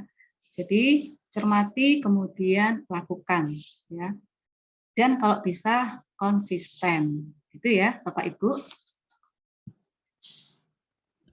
Baik, itu yang bisa saya sampaikan Mbak Rani dan Bapak Ibu semua. Mudah-mudahan apa yang saya sampaikan bermanfaat dan mohon maaf kalau ada salah-salah kata atau kurang lebihnya. Mungkin nanti bisa dilanjut dengan diskusi gitu aja ya Mbak Rani ya. Baik, siap Ibu. Baik, terima kasih kami sampaikan kepada Ibu Linda Purnamasari. Berikan tepuk tangan yang paling meriah Bapak Ibu untuk pemateri pada sesi kedua pada siang hari ini. Baik Bapak Ibu para pelaku UMKM hebat, para peserta Masterclass Uprintis. Di minggu kelima ini tentunya kita telah membahas dua hal yang krusial ya. Bagaimana kita memaksimalkan income melalui digital marketing dan tentunya bagaimana sih kita bisa profesional untuk mengelola bisnis kita tentunya dengan memperhatikan tentang beberapa poin laporan keuangan. Nah, yang pastinya dengan laporan keuangan kita bisa tahu nih posisi usaha kita seperti apa gitu ya. Apakah bisa untuk dikembangkan, misalkan kita akan membuat cabang baru atau misalkan kita akan mengalokasikan anggaran digital marketing khusus. Nah, misalkan seperti itu tentang biaya-biaya yang lain. Nah, itu sangat penting kita perhatikan dalam pengelolaan supaya tidak salah ambil keputusan ya Bu ya. Betul ya Bu Linda? Ya, betul Mbak Rani. Oleh karena itu silakan kepada Bapak Ibu peserta, sepertinya sudah ada beberapa pertanyaan nih Bu Linda. Pertama dari Ibu Umi Aslifah. Nah, ini saya bacakan terlebih dahulu untuk pertanyaannya. Bu Linda, saya mau tanya, waktu uang pribadi dengan uang bisnis, tapi saya cerita pas anak bayar uang semesteran gitu. Oh, mungkin tentang pembagian keuangan ya Ibu ya, pemisahan antara uang bisnis dengan uang pribadi. Karena kebutuhan itu kan ini ya Bu, mungkin secara tiba-tiba. Nah, seperti itu. Kira-kira bagaimana pemisahannya? Lanjut untuk pertanyaan dari Ibu Luciana dari Sidoarjo. Bu, berarti kita harus punya 7 buku ya. Untuk penjualan dicatat jadi 1 begitu. Baru nanti direkap, dicatat di buku kas. Nah, kalau pembeli membayar melalui transfer masuk apa Bu gitu. Baik Ibu Linda, silakan untuk menjawab beberapa pertanyaan yang telah disampaikan oleh peserta, dan untuk peserta yang lainnya misalkan masih ada yang dibingungkan nih utamanya tentang pengelolaan keuangan dan pencatatannya, silakan bisa tuliskan pertanyaannya di kolom chat juga. Silakan Ibu Linda. Oke, baik Mbak Rani, terima kasih. Ini saya dengan mencoba untuk menjawab pertanyaan dari Bu Umi dulu ya. Baik Ibu. Tadi Bu Umi menanyakan bagaimana ketika uang pribadi dengan uang bisnis dan ketika beliau akan mengambil uang gitu ya untuk membayar uang pendidikan anaknya gitu ya. Nah, sekali lagi Ibu Umi, kalau misalkan tadi ya ada uang pribadi dengan uang bisnis. Jadi Ibu pertama kali harus mengidentifikasi dulu kebutuhan untuk pribadi atau kebutuhan untuk rumah tangga istilahnya Ibu ya. Jadi pengeluaran-pengeluaran Ibu untuk kebutuhan paling tidak selama 1 bulan untuk keperluan rumah tangga itu ada berapa dulu. Terutama kalau kita memfokuskan untuk pembayaran sekolah anak-anak, berarti kita alokasikan itu dulu, gitu ya Bu ya. Nah, nanti dari identifikasi dari pengeluaran-pengeluaran pribadi, maka ketika Ibu membutuhkan dan itu sangat mepet, mau nggak mau harus mengambil uang dari bisnis, maka ya kita harus catat, kita masukkan ke dalam kelompok tadi Bu, prive atau penarikan pribadi. Itu wajib. Ya. Jadi nanti kalau misalkan untuk pembayaran pendidikan anak itu tetap harus dikeluarkan, dan nanti Ibu ya kalau istilahnya ketika itu sudah dibayarkan maka itu akan mempengaruhi modal Ibu kan gitu sih. Tadi modal Ibu mau nggak mau berkurang kan gitu ya. Nah, sekali lagi tadi Bapak Ibu, sebetulnya untuk pengelolaan uang pribadi itu ada sendiri ya. Jadi kita perlu pengalokasian untuk kebutuhan-kebutuhan yang sifatnya untuk biaya hidup, biaya pendidikan, untuk asuransi ataukah untuk tabungan dan investasi, itu sebenarnya nanti ada sendiri. Nah, tapi ketika kita menggunakan uang bisnis untuk keperluan pribadi, maka ya mau nggak mau Ibu tetap harus mencatatnya. Dan itu nanti akan mempengaruhi modal dari bisnis Ibu gitu. Dengan catatan ini bisnisnya milik Ibu sendiri ya, milik Ibu Umi nggih, bukan milik orang lain. Gitu nggih Bu Umi. Mudah-mudahan bisa menjawab. Kemudian tadi ada pertanyaan dari Ibu Luciana dari Tiana ya, Sidoarjo. dari Sidoarjo. Wah, ini tetangga sendiri ya, Surabaya. Jadi apakah kita wajib punya 7 buku tersebut? Sebaiknya iya, Ibu. Ya, sebaiknya iya. Kenapa saya bilang iya? Karena ini nanti untuk mempermudah ya pada saat Ibu menyusun laporan keuangan yang 4 tadi, ya. Laporan laba rugi, neraca, modal, dan laporan arus kas. Nah, nanti dari 7 buku tadi, Bu, ya, ada buku penjualan, pembelian, dan seterusnya. Itu kan ada ketahuan saldo-saldonya, gitu ya, Bu, ya. Nah, nanti saldo-saldo itu nanti kita lihat, kalau itu terkait dengan pengeluaran atau penerimaan uang tunai, maka nanti larinya ke buku kas. Ya. Jadi buku kas itu hanya untuk mencatat yang ada kaitannya dengan uang kas. Jadi kalau misalkan penjualannya tunai, ya nanti kita catat di buku penjualan dan di buku kas. Jadi nanti ada buku penjualan, ya berapa penerimaan yang kita dapatkan dari pelanggan, ya tunai. Kemudian nanti dari situ kan kita rekap ya Bu ya tiap bulan. Nah nanti untuk penjualan tunai tadi yang saldonya itu kita masukkan ke buku kas, sehingga nanti akan kelihatan keluar masuknya kas. Gitu, Bu. Jadi 7 buku tadi itu adalah sebaiknya dimiliki oleh UMKM, ya. Tapi kalau dirasa sangat sulit, gitu ya, ya nggak apa-apa. Punya 3 buku aja nggak apa-apa. Buku kas, buku penjualan, buku pembelian, sama buku persediaan. Itu aja nggak apa-apa. 4 ya. Jadi buku kas, penjualan, pembelian, sama persediaan. Itu aja, nggak apa-apa. Terus kalau misalkan ada pembeli yang membayar melalui transfer masuk, maksudnya transfer masuk apa Bu? Ya, kalau misalkan ini katakanlah kalau pembelinya adalah dia membeli secara tunai ya, berarti kan Ibu menjual tunai nggih? Ya, kalau Ibu menjual tunai berarti nanti ini pengaruhnya ke penjualan dan ke buku kas. Ya. Tapi kalau misalkan ini adalah transfer yang masuk, itu adalah dari hasil tagihan atau piutang yang berhasil Ibu tagih ke pelanggan, maka nanti ini pengaruhnya ke buku piutang tagihan, ya, sama buku kas, Bu. Ya. Jadi kalau Ibu itu penjualannya itu tidak hanya tunai, tapi juga melibatkan ada penjualan secara kreditnya, itu wajib Ibu punya buku piutang. Ya. Jadi nanti dimasukkan ke buku piutang sama buku kas. Gitu Bu Lucy. Baik, terima kasih Bu Linda atas jawabannya. Ternyata ini masih banyak Ibu pertanyaannya ya.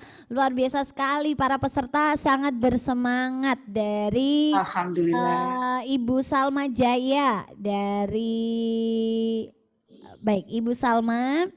Pertanyaannya adalah seperti ini, kalau ada teman mau ikut invest di bisnis kita, berapa persentase pembagian keuntungannya gitu. Jadi ada tambahan modal yang berupa investasi dari teman begitu ya. Untuk proporsi dari pembagian hasil usahanya itu seperti apa begitu. Dan untuk pertanyaan selanjutnya dari Kak Rena Terenggale. Ibu mau tanya, jika kita membeli bahan untuk produksi 1 pesanan dan bahannya masih sisa atau bisa dipakai untuk pesanan selanjutnya. Nah, untuk menghitung di pembukuan gimana Ibu untuk pesanan selanjutnya? Apakah bahan itu juga dicatat modal beli seperti awal atau bagaimana Ibu? Gitu. Silakan Ibu Linda. Oke, baik Mbak Rani.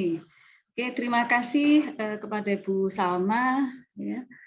Ini kalau misalkan ada teman kita atau saudara kita atau rekan kita yang ingin join gitu ya kerjasama untuk berbisnis, itu paling tidak yang pertama adalah kita harus bahas mengenai kontrak yang kita lakukan di awal ya.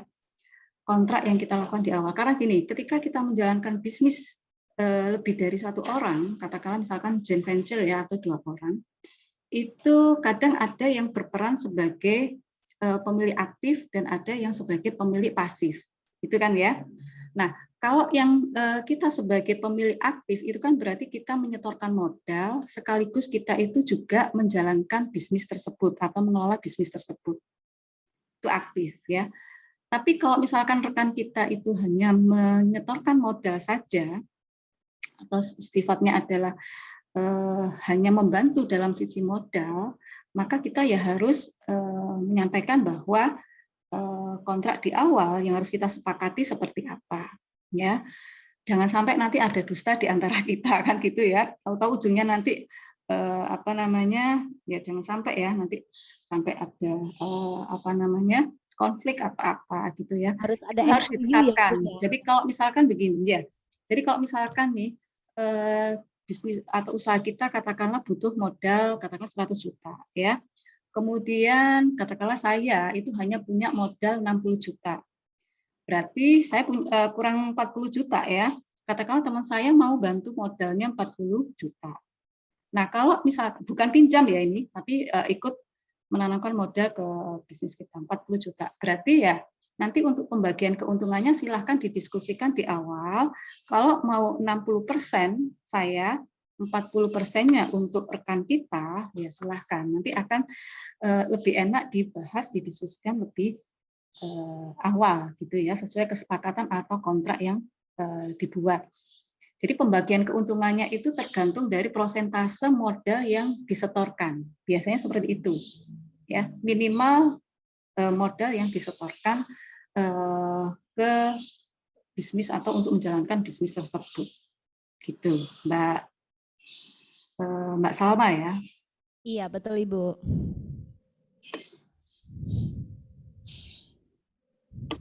Nah, kalau misalkan ada 5 orang yang ikut join, ya nanti pembagiannya juga bisa didasarkan atas modal yang disetorkan.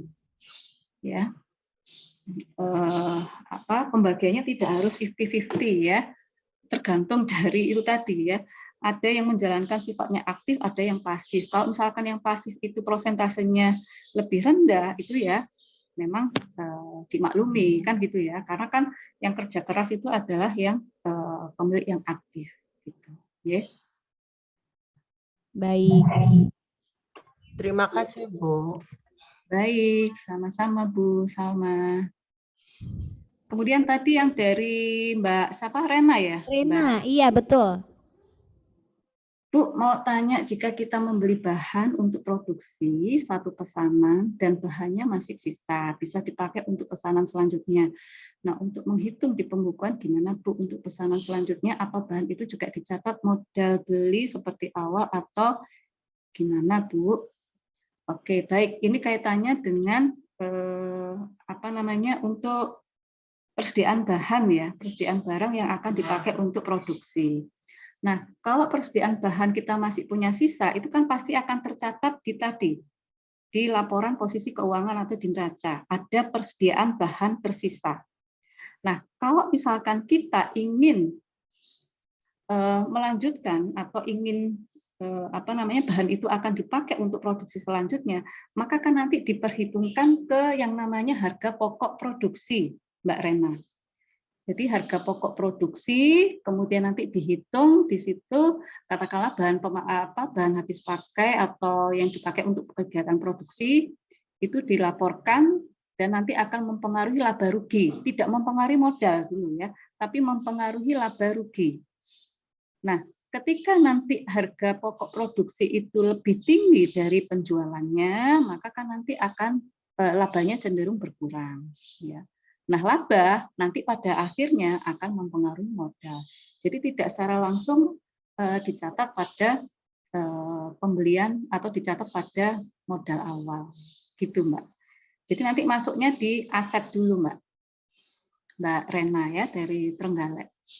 Baik, terima kasih. Semoga menjawab atas pertanyaan dari Kak Rena dari Trenggalek. Gitu ya. Jadi kalau misalkan memang ada yang mau investasi itu memang harus ter-MOU-kan dengan baik begitu ya Ibu ya.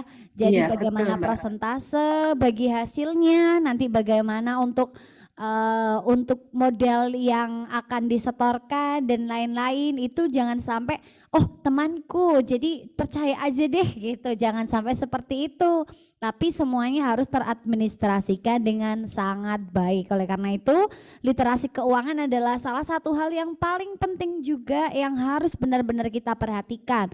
Wah usahaku masih kecil nggak usah pakai laporan keuangan. Wah jangan salah ya, jangan Iya. salah. Karena dimulai dari suatu yang kecil ketika kita bisa membukukan dengan baik, akhirnya kita tahu nih kapan saatnya kita bisa mengembangkan usaha kita. Betul begitu ya Bu Linda ya? Iya, betul sekali Mbak Rani. Jadi jangan sepelekan ya Bapak Ibu Betul. ya, meskipun usaha kita sudah berjalan, jangan sampai nanti aja kita catat, oh toh nanti gampang lah. Jadi jangan menyepelekan transaksi-transaksi yang sudah terjadi pada saat itu. Baik, baik. Terima kasih Ibu Linda. Apakah Bapak Ibu yang lain untuk peserta Masterclass Uprintis di week kelima ini di sesi kedua tentang literasi keuangan, apakah akan ada pertanyaan tambahan? Karena tadi sudah dijelaskan secara sangat detail ya bagaimana untuk tahapan-tahapannya seperti itu. Nanti dari materi yang Ibu jelaskan tadi juga bisa mohon izin Ibu kita akan share di grup peserta juga supaya monggo. nantinya ketika membuat laporan keuangan ya nanti Bapak Ibu juga bisa mulai mengarsipkan dengan baik, mencatat dengan sangat baik begitu supaya kita bisa mengembangkan usaha kita. Untuk bisnis ya memang untuk bisnis, untuk kepentingan pribadi kalau bisa dipisahkan. Begitu ya Bu ya. Betul. Nah, mungkin Bapak Ibu yang lain kita sambil menunggu pertanyaan yang terakhir, silakan bagi seluruh peserta juga bisa mengisi link presensi di minggu kelima ini yang ada di kolom chat ya. Jadi Bapak Ibu juga bisa mengisi link presensinya. Baik, dari Bapak Ibu peserta apakah ada tambahan pertanyaan nih mumpung bisa ketemu Bu Linda Purnamasari. Silakan Bapak Ibu dari pelaku usaha. Ini pasti kalau misalkan berbicara tentang keuangan kadang memang sedikit ini ya membutuhkan waktu untuk mencatat tapi memang harus telaten begitu ya. Harus memang telaten. Ketika belum bisa meng-hiring orang untuk sebagai akuntan, nah kita sendiri yang harus membekali diri kita dengan beberapa hal dasar di akuntansi. Sebenarnya tidak sulit ya Ibu ya, tinggal membiasakan saja. Insya Allah, iya betul. Jadi nanti kan sebetulnya dari awalnya memang mungkin agak sedikit ribet atau mungkin ada kesulitan atau apa gitu ya. Tapi nanti kalau misalkan dengan berjalannya waktu kita konsisten untuk melakukan itu, insya Allah nanti itu akan terbiasa gitu ya. Nah kalau misalkan dirasa Bapak Ibu perlu ada konsultasi atau diskusi, monggo silahkan nanti saya bisa share untuk yang WA ya Mbak Rani ya. Baik, boleh Ibu, boleh berarti ya bisa diskusi dengan Bu Linda juga ya. Boleh, monggo silahkan selama saya bisa membantu. Gitu baik, ya. baik. Karena kalau berbicara tentang laporan keuangan tentunya belajarnya sebenarnya nggak cuma sekali ya Ibu ya. Materi yang Ibu sampaikan bisa dipelajari satu semester ya, kalau misalkan kuliah 1 semester ya Mbak Rani ya. Betul, tentang pengantar akuntansi gitu. Saya ingat banget dulu waktu awal-awal semester ketika pengantar akuntansi itu harus benar-benar sangat memperhatikan dosennya begitu ya. Baik, nanti karena memang Bu Linda juga bersedia untuk Bapak Ibu bisa berkonsultasi. Mungkin untuk pertanyaan selanjutnya ketika memang Bapak Ibu sudah menerapkan laporan keuangannya, apabila ada kesulitan ataupun mungkin ingin berdiskusi lainnya soal tentang laporan keuangan, bisa nanti melalui Bu Linda, bisa dicatatkan juga untuk nomor WA yang bisa dihubungi melalui kolom chat ataupun nanti juga bisa mohon izin saya share di grup peserta.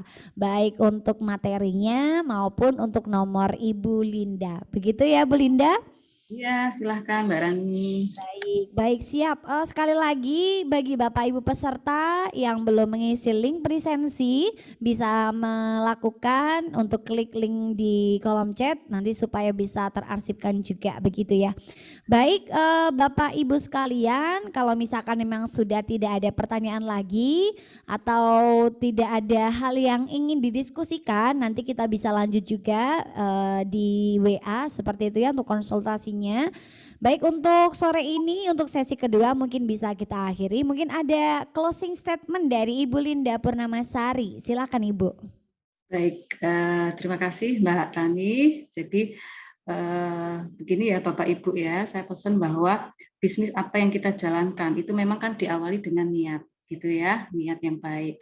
Nah, dengan niat yang baik itu ya alangkah baiknya juga nanti harus kita istiqomah ya. Istiqomah dengan apa? Istiqomah dengan dalam menjalankan bisnis, terutama pada saat kita mempertanggungjawabkan bisnis kita nantinya. Nah, salah satu cara untuk mempertanggungjawabkan bisnis kita itu adalah dengan membuat atau mencatat laporan keuangan ya. Jadi jangan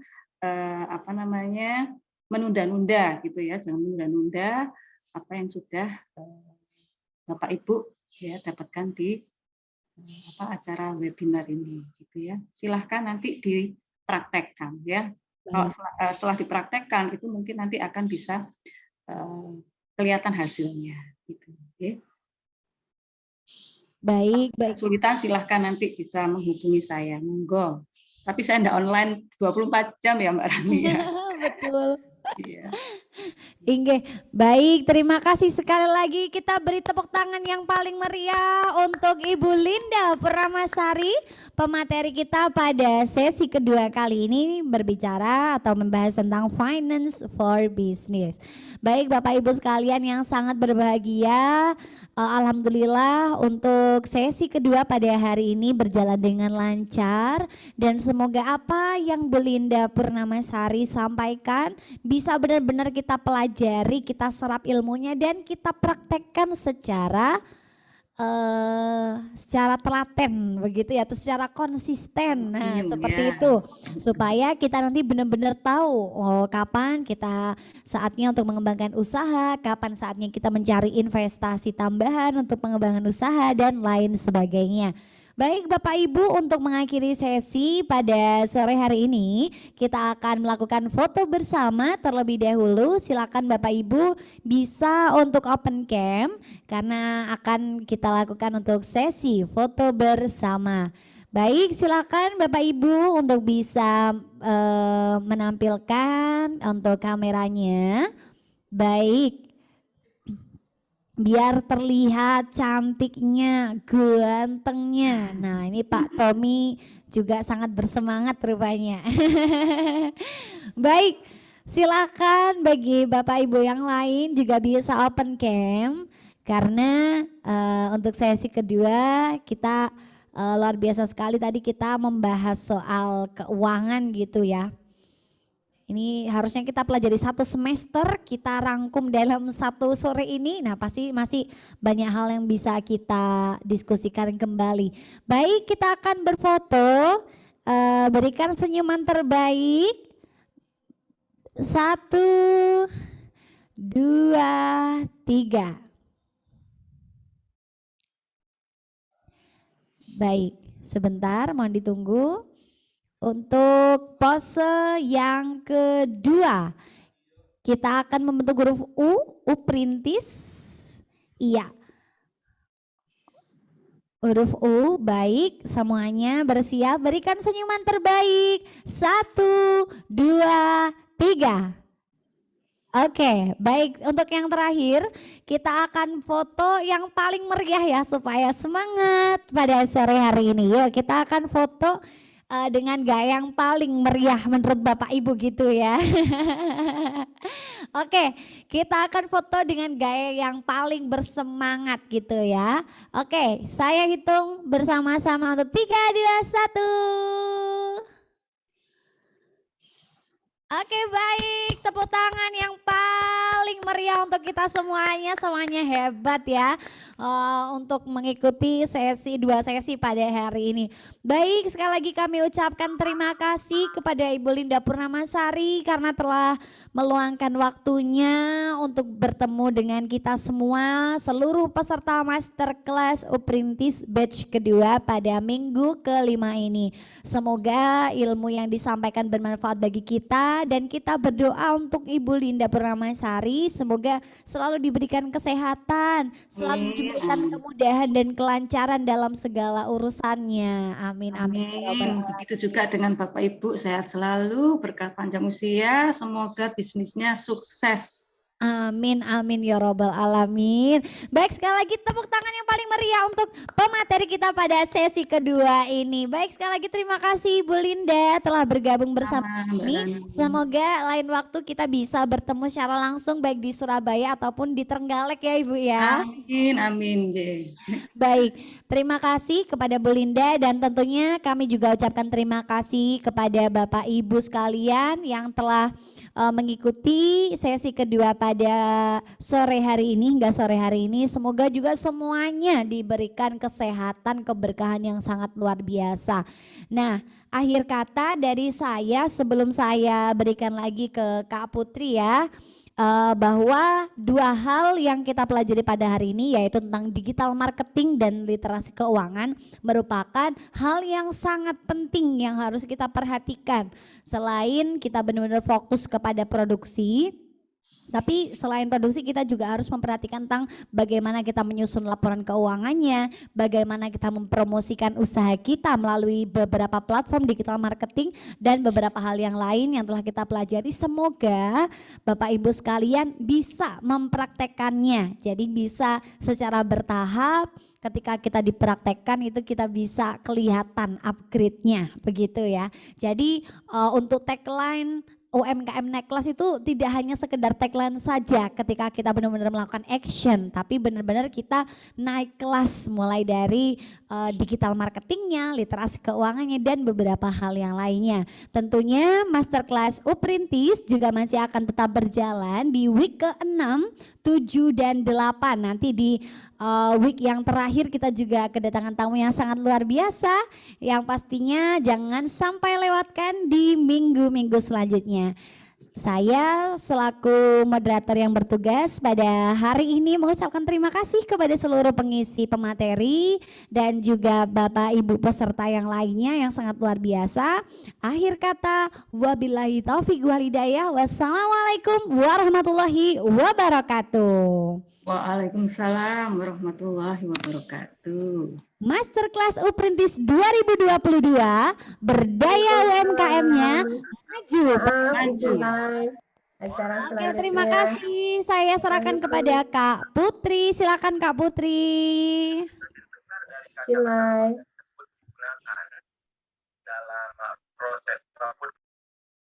Terima kasih Kak Rani sudah mimpin jalannya diskusi pada sore hari ini. Pada sesi 1 maupun sesi 2 kita pada hari ini telah belajar banyak. Yang pertama dari Ibu Dini Salmiah Fitrah Ali, di mana kita belajar tentang bagaimana maksimalkan income dengan digital marketing. Kemudian kita juga di sesi 2 telah belajar bersama Ibu Linda Purnamasari dengan materi bagaimana membuat literasi dan laporan keuangan UMKM yang baik untuk kemajuan usaha. Tentunya setelah kita menyimak materi 1 maupun materi 2, diharapkan bagi Bapak Ibu sekalian ini dapat menerapkannya secara langsung terhadap usaha-usaha yang dibina Bapak Ibu sekalian. Nah, tentunya Bapak Ibu sekalian bisa mengabadikan keseruan pada sore hari ini dengan mengpostnya di Instagram Story dan juga jangan lupa meng-tag Uprintis Indonesia agar Bapak Ibu sekalian bisa mendapatkan hadiah seperti tadi best 5 partisipan yang mendapatkan hampers dari Uprintis Indonesia. Tentunya Putri mewakili segenap panitia yang bertugas mengucapkan terima kasih atas kehadiran Bapak Ibu sekalian dalam Masterclass Week 5 yang diselenggarakan oleh Uprintis Indonesia pada siang hari ini. Saya mewakili panitia juga mengucapkan terima kasih kepada para pemateri yang handal tentunya yang telah mengisi pada sesi Masterclass Week 5 pada sore hari ini. Saya Dwi Putri pamit undur diri. Wassalamualaikum warahmatullahi wabarakatuh. Waalaikumsalam Waalaikumsalam warahmatullahi wabarakatuh. warahmatullahi. Sama-sama Mbak Rani. Salam buat Mbak Novita ya. Baik, baik, siap Ibu. Salam disampaikan. Terima kasih Bu Linda. Mahasiswa saya juga dulu. Oh iya, baik Ibu. Dosennya luar biasa, jadinya mahasiswanya juga wah luar biasa ya. Alhamdulillah. Terima kasih sekali lagi. Bu. Mohon izin ya Mbak Rani dan Baik, Bapak Ibu terima kasih, semua. Ibu. Salam Iya. sehat.